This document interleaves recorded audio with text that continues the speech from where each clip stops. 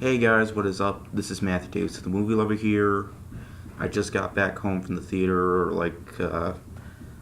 15 minutes ago, so pretty much, today I am going to do my review, aka after I saw the new 2016 independent film Moonlight.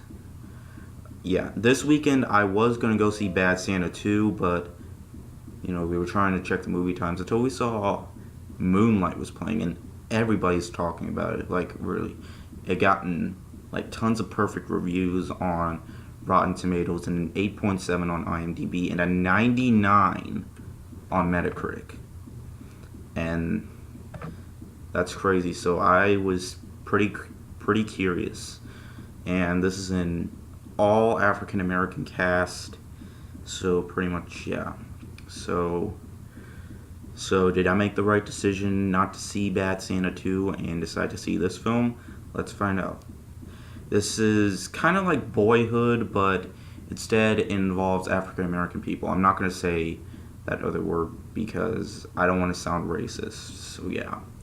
So this is 3 time periods. There's actually 3 chapters to this.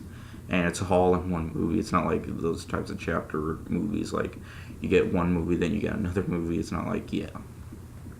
This is 3 time periods, a young adolescence from mid-teen and young adult in the life of Black American Chiron is presented when a child, Chiron, lives with his single, crack-addicted mother, Paula, in a crime-ridden neighborhood in Miami. Chiron is shy, withdrawn child, larger due to his small size and being neglected by his mother, who's more concerned about getting her fixes and satisfying her carnal needs than taking care of him.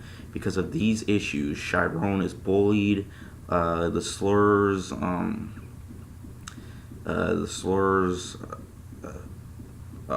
hurled at him, which he doesn't understand beyond knowing that they are meant to be hurtful. Besides his same age Cuban American friend Kevin, Chiron is given what little guidance he has in life from a neighborhood drug dealer named Juan, who can see that he is neglected, and Juan's caring girlfriend, Teresa, whose home acts as a sanctuary away from the bullies and away from Paula's abuse. With this childhood as a foundation, Chiron may have a predetermined path in life, one that will only be magnified in terms in which he has to find out what his life truly is, because there was a side of him which he is a homosexual. There's a part of him he doesn't know if he's a homosexual or not. So pretty much, yeah, that is basically the plot. And going into this movie, I was blown away by this movie. This movie was everything that I expected to come. At first, my dad wasn't sure because of, I'm not going to say why, but he decided to give it a chance. Like, it's kind of like what happened to me. He asked if I wanted to see The Conjuring. I wasn't sure, so I decided, yeah, let's go see The Conjuring, and I loved it. Same with this. Dad decided that he'll take me to see the movie, so we both really liked it, including him. He was surprised, and yeah, he was asking me, why did you want to see this movie? And to be honest, I didn't really know, but we decided to see it anyway. This is one of those types of movies that's not in a lot of theaters, but it's been critically acclaimed, and it's one of those movies that, it's only in theaters for a limited amount of time, kind of like 2 other movies that I've seen in the theaters, which were only going to be in theaters for a limited amount of time, and that was Green Room and Hell or High Water, which were 2 films that I really enjoyed, especially Hell or High Water, which I'm going to say, this is not as good as Hacksaw Ridge or Hell or High Water. I will tell you guys that, but I will say this, spoiler alert, this might be on my top 5 best movies. I'm going to make my list for 20 of the best movies that I saw this year, which will be in like 3 weeks around Christmas time, or after Christmas, or on Christmas Day. I'm not sure. But guys, going into this film actually has a really engaging story, and actually has a very emotional thought to it.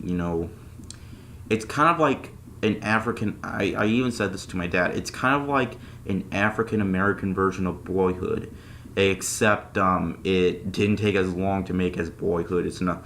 No, they used 3 different actors for the main character, but this film definitely, truly went into me. I definitely thought that when you actually watch this movie and you see the acting, it actually feels like something that would be like reality or something. And going into this, like, it's kind of like that type of film that you just go into and then you walk into it and just feel like stunned. Like, I was really stunned by this movie. This movie didn't make me fall asleep a little bit. My dad even thought that he was gonna fall asleep through this movie, but surprise, surprise, he didn't. But yeah, even my but yeah. Anyways, going into this, I couldn't believe everything from the editing, and the story. Like I said, it's like Boyhood, except it's an African American version.